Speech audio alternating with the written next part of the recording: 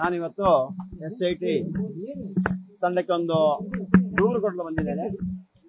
ಹಲವು ವರ್ಷಗಳ ಹಿಂದೆ ಈ ಧರ್ಮಸ್ಥಳ ಗ್ರಾಮದಲ್ಲಿ ನಾನು ಈ ಹಿಂದೆನೇ ಹೇಳ್ತಾ ಇದ್ದೆ, ತುಂಬಾ ಕೊಲೆಗಳಾಗ್ತಾ ಇದೆ ಅಂತ. ಹಲವು ವೇದಿಕೆಯಲ್ಲೂ ಹೇಳಿದೆ. ಆದ್ರೆ ನಾನು ಕೆಲವೊಂದು ಕಡೆ ಈ ವಿಷಯ ಎಲ್ಲವನ್ನೂ ಪ್ರಸ್ತಾವನೆ ಮಾಡಿದೆ. ಆದ್ರೆ ಇವತ್ತು ನಮಗೆ ರಾಜ್ಯಕ್ಕೆ ಇಲ್ಲ ದೇಶಕ್ಕೆ ಗೊತ್ತಾಗುವಂತ ಒಳ್ಳೆ ಒಂದು SIT ತಂಡವರು ಬಂದಿದ್ದಾರೆ. ಆ ತಂಡ ಮೇಲೆ ನಮಗೆ ಒಂದು ಒಳ್ಳೆ ನಂಬಿಕೆ ಇತ್ತು. ಅದಕ್ಕೋಸ್ಕರ ಇವತ್ತು ಬಂದು ನನ್ನ ದೂರನ್ನು ಇವತ್ತು ಅವರಿಗೆ ಕೊಟ್ಟಿದ್ದೀವಿ. ಆದ್ರೆ ಅದಕ್ಕೆ ಇವಾಗ ನಾಳೆ ರಜಾ ದಿನ, ಸೋಮವಾರ ಬನ್ನಿ ಅಂತ ಹೇಳಿದ್ದಾರೆ. ಸೋಮವಾರ ಬಂದ್ಬಿಟ್ಟು ಎಲ್ಲ ವಿಷಯವನ್ನು ತಿಳಿಸಿದ್ದೀನಿ ಅವರಿಗೆ, SIT ಅವರಿಗೆ ಎಲ್ಲಾ ಮಾಹಿತಿಯನ್ನು ತಿಳಿಸ್ತೀವಿ.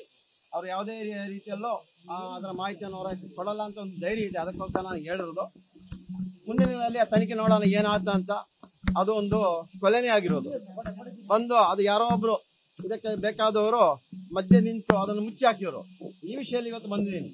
ಮುಂದಿನ ದಿನ ನಾನು ಹೇಳ್ತಾ ಇರೋದು ನೋಡಿ, ಧರ್ಮಸ್ಥಳ ಗ್ರಾಮದಲ್ಲಿ ತುಂಬಾ ಕೊಲೆಗಳಾಗಿದೆ, ಎಲ್ಲರೂ ಗೊತ್ತ ವಿಷಯನೇ.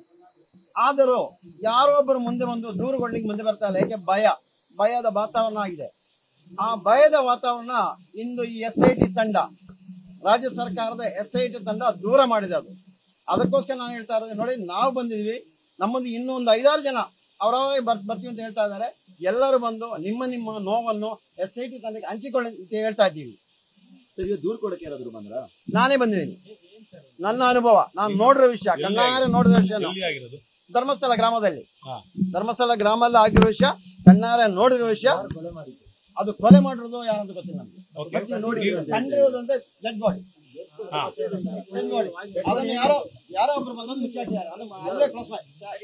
ಯಾವುದೇ ಒಂದು ಕಾರಣಕ್ಕೂ ಒಂದು ಡೆಡ್ ಬಾಡಿ ಸಿಕ್ಕಿ ಪೊಲೀಸರಿಗೆ ಮಾಹಿತಿ ಕೊಟ್ರೆ ಪೊಲೀಸರು ಬಂದು ಅದನ್ನೊಂದು ಹಾಸ್ಪಿಟಲ್ ಸಾಗಿಸಬೇಕು, ಮರಣೋತ್ತರ ಪರೀಕ್ಷೆ ಮಾಡಬೇಕು. ಆ ನಂತರ ಆ ತಾಲೂಕು ವ್ಯಾಪ್ತಿಯಲ್ಲಿ ಉತ್ತಾಗಬೇಕು. ಹೌದು ತಾನೆ? ಅದು ಕಾನೂನು ಪ್ರಕಾರವಾಗಿರೋದು. ಇದು ಯಾವುದೇ ಕಾರಣಕ್ಕೂ ಒಂದು FIR ಮಾಡಿಲ್ಲ, ಹಾಸ್ಪಿಟಲ್ ಬಾಡಿ ಎತ್ಕೊಂಡು ಹೋಗಿಲ್ಲ. ಅಲ್ಲೇ ಬಂದು ದೂರ ಕೊಟ್ಟು 1 ವಾರ ನಂತರ ಬಂದಿರೋದು. ಬಂದು ಅಲ್ಲೇ ಉತ್ತಾಕಿರೋದು. ಅದು ಉತ್ತಾಕಿರೋದು ವಿಷಯ ಇದೆ. ಅದು ಎಲ್ಲ ಮಾಹಿತಿ ನಾನು ನೋಡಿದೀನಿ. ಪೊಲೀಸರಿಗೆ ಆಗಲ್ಲ, ಅವತ್ತು ಆಗಲ್ಲ. ಇವತ್ತು ಇಷ್ಟಿದ್ದು ಆಗ್ತಾ ಇಲ್ಲ, ಅವತ್ತು ಆಗ್ತಾ ಇರಲ್ಲ. ಅದಕ್ಕೆ ಅವತ್ತು ಹೇಳಿಲ್ಲ. ಇವತ್ತು ಬಂತು ನನಗೆ ಟೈಮು, ಇವತ್ತು ಬಂತು. ಅದೊಂದು ಆಗಿದೆ, ಒಂದು 15 ವರ್ಷ ಆಗಿದೆ, ಜಾಸ್ತಿ ಆಗಿದೆ. ಡೇಟ್ ಎಲ್ಲ ನೆನಪಿದೆ. ಎಲ್ಲವನ್ನು ಮಹಿಳೆದು, ಸಣ್ಣವರು. ಹೌದು, ಎಲ್ಲ ಗೊತ್ತು. ಅದು ಗೊತ್ತಿಲ್ಲ. ವಯಸ್ಸಿನ ಅಂದಾಜು ಒಂದು 13-14 ಆ ತರ ಇರ್ಬೋದು. ಅಷ್ಟೇ ಗೊತ್ತಿಲ್ಲ. ಧರ್ಮಸ್ಥಳ ಗ್ರಾಮ ಅಂದ್ರೆ ಯಾವ ಏರಿಯಾದಲ್ಲಿ? ಅದಿಲ್ಲ, ಅದು ಅಲ್ಲಿಯೇ ಕೊಟ್ಟಿದ್ದೀನಿ. ಅವರಿಗೆ ಅವರೇ ತನಿಖೆ ಮಾಡ್ತಾರೆ, ಅವ್ರ ಮುಂದೆ ಇರ್ತಾರೆ. ಓಕೆ, ಈಗ ನಿಮ್ಮ ಹಿಂದೆ ಅಂದ್ರೆ ಇಷ್ಟು ವರ್ಷಗಳ ಕಾಲ ನೀವು ದೂರು ಕೊಡದೇ ಇರೋರು ಇವತ್ತು ಮುಂದೆ ಬಂದು ಕೊಡ್ತಿದ್ದೀರಾ ಅಂದ್ರೆ ಈ ಒಂದು ಪ್ರಕರಣದಲ್ಲಿರುವಂತ ಸಾಕ್ಷ್ಯ ಹೇಳದಂತ ವಿಚಾರಗಳು ವಾಸ್ತವದಲ್ಲಿ ಕಂಡು ಬರ್ತಿಲ್ಲ ಅನ್ನೋ ಕಾರಣದಿಂದ ನೀವು ಸೃಷ್ಟಿಯಾದಂತ ಸಾಕ್ಷ್ಯ ಅನ್ನಲ್ಲ ಅನ್ನೋದಕ್ಕೆ ಏನ್ ಗ್ಯಾರಂಟಿ? ಸರಿ, ಅದು ಇವಾಗ ನಾಳೆ SIT ಅವರಿಗೆ ಕೊಡ್ತೀವಿ. SIT ಅವರು ತನಿಖೆ ಮಾಡ್ತಾರೆ, ಆವಾಗ ಗೊತ್ತಾಗುತ್ತೆ. ಅವತ್ತು ನಾನು ಸುಮ್ಮನೆ ಬಂದಿಲ್ಲ, ನಾನು ಒಬ್ಬನೇ ಬಂದಿಲ್ಲ, ಸೃಷ್ಟಿ ಅಂತ ಬಂದಿಲ್ಲ. ದಾಖಲೆ ಸಮೇತ, ಸಾಕ್ಷಿ ಸಮೇತ, ಅದಕ್ಕಿರುವ ಸಾಕ್ಷಿ ಅವತ್ತು ಯಾರೆಲ್ಲ ಇದ್ರು ಎಲ್ಲವನ್ನು ಹೇಳಿ ಮಾತಾಡಿ ಬಂದ್ರು. ನಾನು ಅವತ್ತು ನೋಡಿದೀನಿ, ಅದನ್ನ ಇವತ್ತು ಬಿಚ್ಚಿಡ್ತಾ ಇದ್ದೀನಿ. ಇಷ್ಟು ದಿನ ಆಗಿಲ್ಲ, ಇವತ್ತದು ಮಾಡ್ತಾ ಇದ್ದೀನಿ. ಅದೇ ಹೇಳಿದಿನಲ್ಲ, ಈ SIT ತಂಡ ಬಂದಕ್ಕೆ ಮಾತ್ರ, ಇಲ್ಲ ಕೊಡ್ಲಿಕ್ಕೆ ಆಗಲ್ಲ. ನಮಗೂ ಜೀವ ಭಯ ಇದೆ ಸರ್. ಇವತ್ತು ಧೈರ್ಯ ಇದೆ ಸರ್. ಇಷ್ಟು ವರ್ಷ ಏನು ಕೊಡಕ್ಕಾಗಿಲ್ಲ ಸರ್. ಇಷ್ಟು ವರ್ಷ ಯಾವ ಪ್ರಕರಣ ಸರ್ ಮುಂದೆ ಬಂದಿರೋದು? ಧರ್ಮಸ್ಥಳ ಗ್ರಾಮದಲ್ಲಿ ಯಾವ ಪ್ರಕರಣ ತನಿಖೆ ಆಗಿ ಮುಂದೆ ಬಂದಿರೋದು? ನಿಮ್ ಪ್ರಕಾರ ಏನಾಗ್ತಿದೆ? ಮತ್ತೆ ಯಾವ್ದು ಏನಾಗ್ತಿದೆ? ಏನು ಕಂಪ್ಲೇಂಟ್ ಕೊಡಲ್ಲ? ಪೊಲೀಸರು ಡ್ಯೂಟಿ ಕಂಪ್ಲೇಂಟ್ ತಗೊಳ್ಳೋದಲ್ವಾ? ತಗೊಳ್ಬೇಕಿತ್ತಲ್ಲ. ಹೌದು, ಅದಾಗ್ತಾ ಇಲ್ವಲ್ಲ. ಅದು ನನಗೂ ಪ್ರಯತ್ನ ಮಾಡಿದ್ದೀರಾ? ಯಾವ್ದು? ನನ್ನ ಕುಟುಂಬದ ಹೆಣ್ಮಗಳು ಪದ್ಮಲತಾ. ಇನ್ನು ಹೇಳ್ತೇನೆ, ನನ್ನ ಕುಟುಂಬದ ಹೆಣ್ಣುಮಗಳು ಪದ್ಮಲತಾ ಏನಾಗಿದೆ ಇವತ್ತು ಇದೆ, ಸಾಕ್ಷಿ ಇದೆ, ಜೀವಂತ ಸಾಕ್ಷಿಯವರು ಇದ್ದಾರೆ. ಎಲ್ಲಿ ಕರ್ಕೊಂಡವ್ರು, ಯಾರು ಕರ್ಕೊಂಡು, ಎಲ್ಲವೂ ಇದೆ.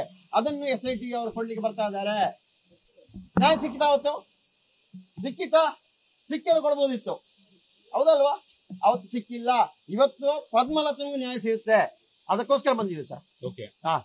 ಪದ್ಮಲತನು ಅವರು ಮನೆಯವರು ಬರ್ತಾ ಇದ್ದಾರೆ. ಜೀವ ಭಯ ಅಂತ ಹೇಳಿದ್ರಲ್ಲ, ಯಾರಿಂದ ಜೀವ ಭಯ ಸರ್? ಅದು ಜೀವ ಭಯ ಅಂದ್ರೆ ಯಾರಿಂದ ನಾವು ಅದೇ ಹೇಳಲಿಕ್ಕೆ ಆಗಲ್ಲ, ಏನಕ್ಕೆ ಅಂತ. ಅದು ಇವಾಗ ಇಲ್ಲಿ ಗ್ರಾಮದಲ್ಲಿ ಆಗ್ತಾ ಇರೋ ವಿಷಯ ಗೊತ್ತಿರುತ್ತೆ, ಅದ್ರ ಮೇಲೆ ಡಿಪೆಂಡ್ ಆಗ್ಬೋದು ಎಲ್ಲ. ಅಂದ್ರೆ ಆ ಪ್ರಕರಣಗಳಿಗೆ ಇದು ಪ್ರಕರಣ ಸಂಬಂಧ ಇರೋದಾ? ಯಾವ್ದೇ ಆ ಪ್ರಕರಣಕ್ಕೆ ಸಂಬಂಧ ಅದು ಗೊತ್ತಿಲ್ಲ. ಆ ವ್ಯಕ್ತಿಗೆ ಸಂಬಂಧ ಅದು ಗೊತ್ತಿಲ್ಲ. ಆ ವ್ಯಕ್ತಿಗೆ ಗೊತ್ತಿಲ್ಲ, ತನಿಖೆಯಲ್ಲಿ ಆಗ್ತಿಲ್ಲ. ಅದು ನಾವು ಹೇಳಲಿಕ್ಕೆ ಆಗಲ್ಲ. ಯಾವ ವ್ಯಕ್ತಿ ಇದೆಯಾ ಇಲ್ಲೋ ಅದು ಗೊತ್ತಿಲ್ಲ. ಅದು ತನಿಖೆ ಆಗಿದೆ. ನಿಮ್ಮ ಉದ್ದೇಶ ಸರ್ ಇಷ್ಟು ವರ್ಷಗಳ ನಂತರ ಬಂದು ದೂರು ಕೊಡ್ತಿರೋಂತ ಉದ್ದೇಶ ಏನು ಸರ್? ಇಷ್ಟು ವರ್ಷ ಅಂತ ನಾನು ಹೇಳಿದಿನಲ್ಲ, ಇಂಥ ಒಂದು SIT ತಂಡ ಬಂದದಕ್ಕೆ ಬಂದಿರುವುದು. SIT ತಂಡ ಅವ್ರ ಮೇಲೆ ನಂಬಿಕೆ ಇದೆ, ಅದಕ್ಕೋಸ್ಕರ ಬಂದಿದ್ದೀನಿ.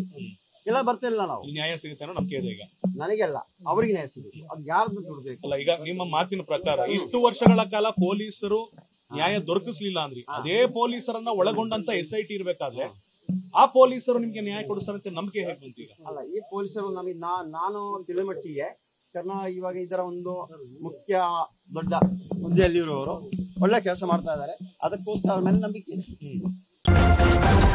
ನ್ಯೂಸ್ ಫಸ್ಟ್ ನಿರ್ಭೀತಿಯಿಂದ ನಿಮ್ಮ ಪರವಾಗಿ.